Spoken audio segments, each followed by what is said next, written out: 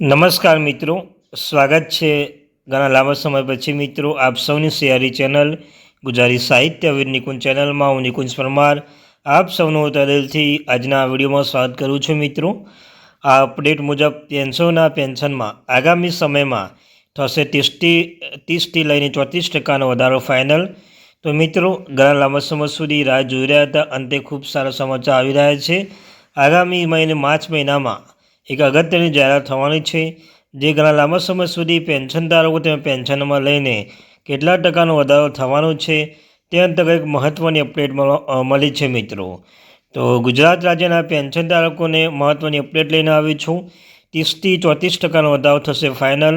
શું છે સંપૂર્ણ ચર્ચા આજના વિડીયોમાં કરવાના છે. ચર્ચા કરતા પહેલાં ચેનલમાં નવા છો તો ચેનલ સબસ્ક્રાઈબ કરી દો, વિડીયોને લાઇક કરી લો. તમને અમારી ચેનલ પર સરકારી કર્મચારી, નિવૃત્ત કર્મચારી, પેન્શનધારક બાબતે હરેક અપડેટ મળતી રહેશે. તો આપણી આ ચેનલ એટલે કે ગુજરાતી સાહિત્ય વિદ નિકુંજ ચેનલને સબસ્ક્રાઈબ કરીને બેલ આઇકન બટન દબાવવાનું ભૂલશો નહીં મિત્રો.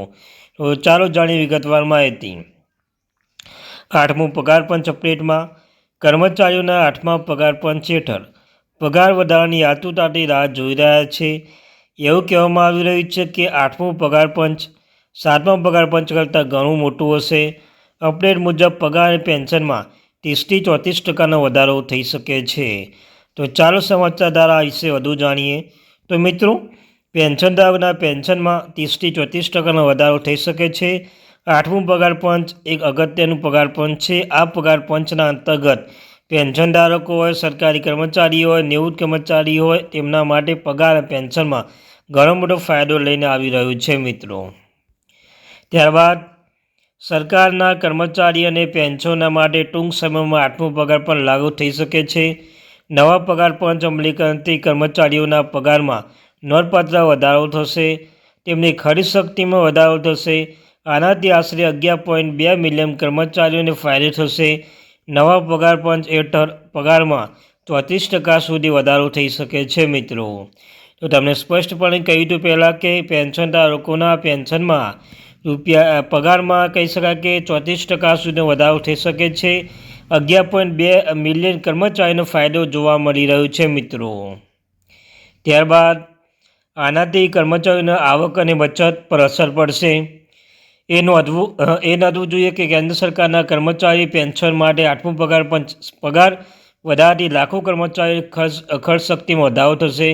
અર્થશાસ્ત્રી કહે છે કે જો પ્રાસ્તવિક ભલામણ લાગુ કરવામાં આવે તો તે કર્મચારીઓની આવક, બચત અને ગ્રાહક ખર્ચ પર અસર કરશે. મિત્રો, કુલ સરકારી ખર્ચ કેટલો હશે?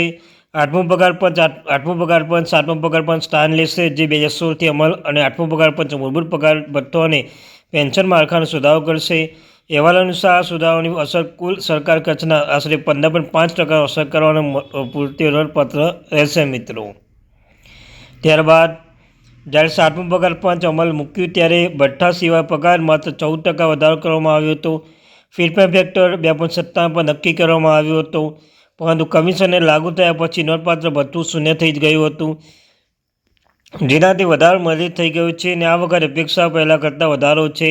અહેવાલો સૂચવે છે કે પગાર અને પેન્શન 30થી 34% સુધી વધી શકે છે, જે અગાઉ સુધારવાના કરતાં નોંધપાત્ર રીતે વધ્યું છે. મિત્રો, અંતમાં વાત કરીએ કે એમ્બિટના અહેવાલ મુજબ સરકાર ઘણા પરિબળો વિચાર કરી રહી છે.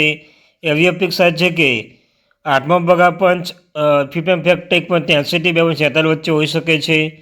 ચાલો એક ઉદાહરણ સમજીએ કે ઉદાહરણ તરીકે જો કર્મચારીનો વર્તમાન મૂળ પગાર 50,000 છે અને વર્તમાન ડીએ 60% સુધી વધે છે તો 8મું પગાર પંચના પરિણામે ઓછામાં 14% વધારો પગાર થશે. આ મિત્રો પેન્શનધારકના પેન્શનમાં અને પગાર સરકારી કર્મચારી પગારમાં જે વધારો ફીડબેક ફેક્ટર ઉપર આધારિત રહેશે. મિત્રો, તો આ ત્યાંથી મહત્વપૂર્ણ આપણે thank you very much. Video જય હિન્દ, જય ભારત.